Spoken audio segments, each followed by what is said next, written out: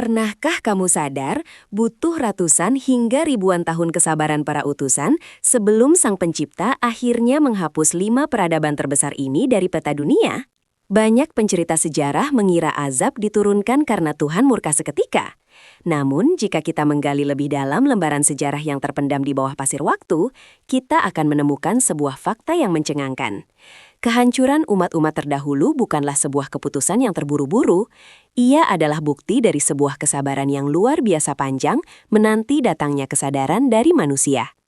Azab hanyalah puncak keadilan mutlak yang dijatuhkan ketika batas toleransi hati nurani manusia benar-benar telah habis dan membusuk hingga ke akarnya. Kita mulai perjalanan ini dari peradaban tertua yang tercatat dalam sejarah kehancuran, kaum Nabi Nuh. Bayangkan sebuah dedikasi tanpa batas, di mana seorang manusia terus-menerus menyeru kaumnya selama 950 tahun. 9,5 abad bukanlah waktu yang singkat. Siang dan malam, dalam terang maupun sembunyi-sembunyi, ia mengajak kaumnya untuk kembali kepada jalan yang lurus. Namun, apa balasan yang ia terima? Hanya cemoohan, hinaan, dan jari-jari yang disumbatkan ke telinga. Generasi demi generasi lahir dan mati, mewariskan kebencian dan penolakan yang sama terhadap kebenaran. Kesabaran sang nabi diuji hingga ke batas yang tak mampu dibayangkan oleh akal manusia modern. Hingga akhirnya, tiba masa di mana tidak ada lagi setitik pun kebaikan yang tersisa di dalam hati kaum tersebut. Mata air di bumi memancarkan air dengan dahsyat, dan pintu-pintu langit dibuka lebar-lebar. Banjir bandang berskala global menyapu bersih seluruh kesombongan yang telah dibangun selama berabad-abad. Peradaban besar itu tenggelam bersama penolakan mereka, menyisakan hanya segelintir manusia dan hewan yang berlindung di dalam bahtera kayu raksasa. Inilah monumen keadilan pertama yang diukir dalam sejarah air bah. Sebuah bukti bahwa ketika rahmat disia-siakan berulang kali, maka pembersihan bumi menjadi satu-satunya jalan keluar. Sejarah kemudian beranjak ke wilayah lembah berpasir Al-Ahqaf, tempat bermukimnya kaum Ad. Mereka dianugerahi peradaban yang belum pernah diciptakan tandingannya di muka bumi pada masa itu. Kota mereka, Iram, dipenuhi dengan pilar-pilar raksasa yang menjulang menantang langit. Fisik mereka kuat, besar, dan perkasa, menjadikan mereka penguasa yang tak tertandingi secara militer dan ekonomi. Namun sayang, kelebihan fisik dan kemajuan teknologi ini melahirkan kesombongan absolut. Mereka merasa tidak ada kekuatan di alam semesta yang mampu mengalahkan mereka. Di tengah keangkuhan inilah, diutus seorang pemberi peringatan dari kalangan mereka sendiri untuk mengingatkan bahwa kekuatan sebesar apapun tak ada artinya di hadapan Sang Pencipta. Selama bertahun-tahun lamanya, teguran disampaikan dengan penuh kelembutan dan logika. Namun kaum Ad memilih untuk menantang datangnya azab. Dan tantangan itu pun dijawab, bukan dengan gempa atau banjir, melainkan dengan senjata yang tampaknya sepele, udara. Angin kencang yang sangat dingin bertiup tanpa henti selama 7 malam 8 hari berturut-turut. Angin ini bukan sekedar badai, melainkan sebuah kekuatan destruktif yang mencabut pepohonan dari akarnya, menghancurkan pilar-pilar raksasa, dan mengangkat tubuh-tubuh perkasa mereka ke udara sebelum dihempaskan ke tanah. Mereka yang dulu membanggakan kekuatan fisik, kini tergeletak tak bernyawa, bagaikan tunggul-tunggul pohon kurma yang telah kosong dan lapuk. Setelah kaum Ad musnah, peradaban berpindah ke tangan kaum Samud yang mendiami wilayah Al-Hijr. Mereka adalah seniman dan arsitek ulung yang mewarisi keahlian memahat gunung-gunung batu menjadi rumah dan istana yang megah. Mereka merasa aman berlindung di balik tebing-tebing batu yang kokoh. Sebagai bukti kebesaran Tuhan, sebuah mujizat yang tak terbantahkan diturunkan kepada mereka. Seekor unta betina yang keluar langsung dari dalam batu karang yang padat. Mujizat ini seharusnya menjadi titik balik spiritual mereka, sebuah tanda bahwa alam semesta tunduk pada kehendak ilahi. Namun kedengkian dan ego para penguasa mengalahkan akal sehat mereka. Alih-alih merawat unta tersebut, mereka justru menyembelihnya dan menantang agar hukuman segera didatangkan. 3 hari mereka diberikan waktu penangguhan, sebuah sisa kesabaran terakhir agar mereka bertaubat. Namun mereka malah merencanakan pembunuhan terhadap utusan Tuhan. Maka turunlah keadilan yang tak terelakkan. Di waktu subuh yang sunyi, ketika mereka berlindung di dalam rumah-rumah batu yang diyakini tak tertembus, terdengarlah sebuah suara gemuruh petir dan teriakan yang sangat keras dari langit. Gelombang suara yang begitu dahsyat menghancurkan jantung-jantung mereka di dalam dada. Mereka mati bergelimpangan di dalam istana yang mereka pahat sendiri, membuktikan bahwa sekuat apapun perlindungan fisik, ia tak akan mampu menahan ketetapan takdir. Lalu, kita menuju wilayah subur di dekat Laut Mati, tempat berdirinya kota Sodom. Ini adalah kisah tentang peradaban yang secara ekonomi sangat makmur, namun tenggelam dalam kerusakan moral yang belum pernah terjadi sebelumnya dalam sejarah peradaban manusia. Mereka melakukan kejahatan di tempat-tempat terbuka tanpa rasa malu, merampok para musafir, dan memelopori penyimpangan orientasi kodrat kemanusiaan. Sang utusan yang tinggal di tengah-tengah mereka menghabiskan waktu bertahun-tahun membujuk kaumnya agar kembali kepada kesucian fitrah.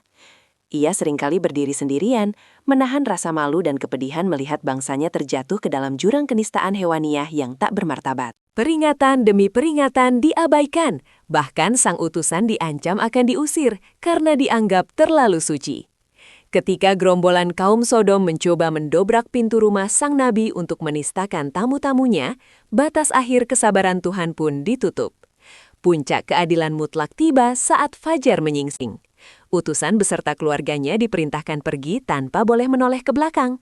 Dalam sekejap, kota yang dipenuhi kemaksiatan itu diangkat ke langit, lalu dibalikkan hingga hancur berkeping-keping. Tak cukup sampai di situ, hujan batu belerang yang terbakar menghujam bertubi-tubi dari langit, menghapus jejak kota tersebut hingga menjadi danau mati yang airnya pun menolak kehidupan hingga hari ini. Cerita belum berakhir. Di persimpangan jalur perdagangan kuno antara Yaman dan Syam, terletaklah wilayah Madian. Kota ini diberkahi dengan letak yang strategis dan tanah yang ditumbuhi pepohonan rindang. Namun, kekayaan materi memicu keserakahan yang tak terbendung. Penduduk Madian mempraktikkan kecurangan ekonomi secara masif, memanipulasi takaran dan timbangan, merugikan rakyat kecil, dan mencegah kafilah dagang untuk memungut pajak paksa. Mereka mengacaukan stabilitas ekonomi regional dengan monopoli yang zalim. Diutuslah seorang nabi yang dikenal sebagai orator paling pandai untuk memperingatkan bahwa mencari keuntungan dengan cara menindas orang lain akan menghancurkan berkah kehidupan. Sayangnya, para konglomerat Madian mengolok-olok utusan tersebut, menganggap urusan ibadah tidak ada hubungannya dengan cara mereka berbisnis. Mereka bahkan dengan sombong meminta agar dijatuhi gumpalan dari langit jika sang nabi benar. Kesombongan ini mendatangkan siksaan yang diawali dengan hawa panas ekstrim selama berhari-hari. Ketika sebuah awan tebal muncul, mereka berbondong-bondong berteduh di bawahnya untuk mencari kesejukan. Namun, awan itu bukanlah pembawa hujan kehidupan, melainkan awan maut yang menghujani mereka dengan percikan api. Bersamaan dengan itu, bumi berguncang hebat, dan suara gemuruh yang keras membinasakan mereka yang berlutut di atas harta haramnya. Ada satu realitas pahit yang seringkali terlewatkan dalam penulisan sejarah.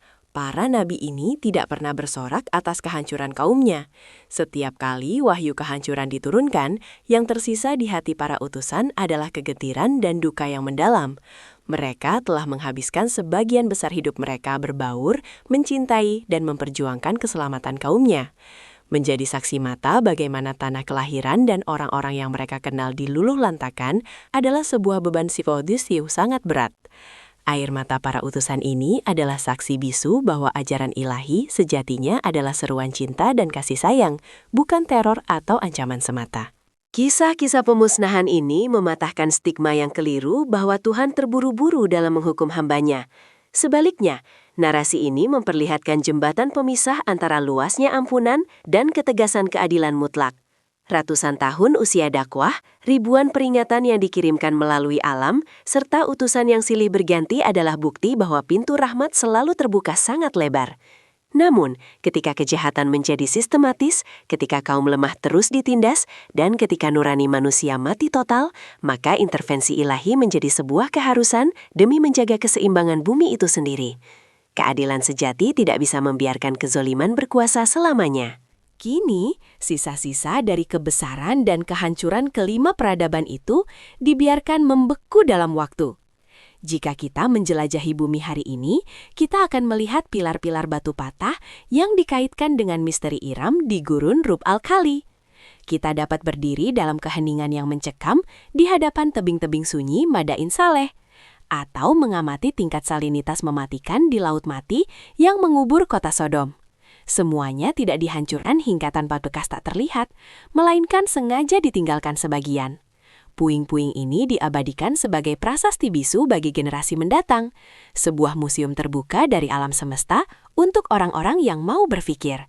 Kelima kaum besar ini, Nuh, Ad, Samud, Sodom, dan Madian, mengingatkan kita pada satu hukum semesta yang tak pernah berubah. Sehebat apapun teknologi kita, sekuat apapun angkatan perang kita, dan setinggi apapun gedung yang kita bangun, peradaban manusia sangatlah rapuh jika kehilangan fondasi moral dan spiritual. Jejak kehancuran mereka bukanlah sekadar dongeng sebelum tidur, melainkan sebuah kompas navigasi bagi peradaban masa kini. Akankah kita mengambil pelajaran berharga dari pasir waktu yang mengubur kesombongan mereka? Ataukah kita sedang mengantri untuk menjadi monumen kehancuran sejarah berikutnya? Pilihan itu ada di tangan kita hari ini.